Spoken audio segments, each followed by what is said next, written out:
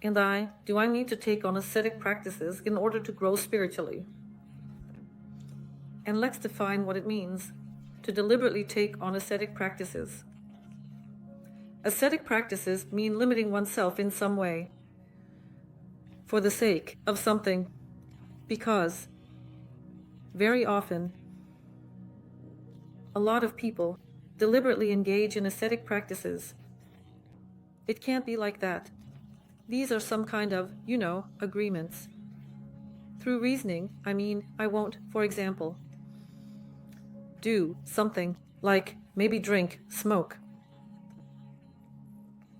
use destructive words, or do something else negative. And so, for this, God will give me something, this and that, and let me create for this. So you understand that these austerities are not really austerities. They are some kind of agreements with your ego, and even more.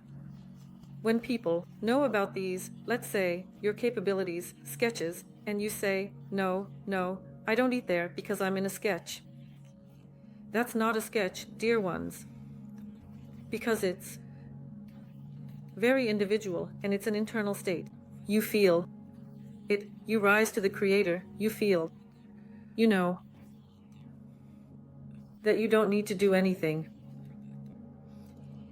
You don't tell anyone about it. It's your, kind of penance. With your higher self, the Creator, you are honest with yourself, And it's yours, and you feel that you don't need to do anything for a while. That's asceticism. And you're not doing it for something, not for anything.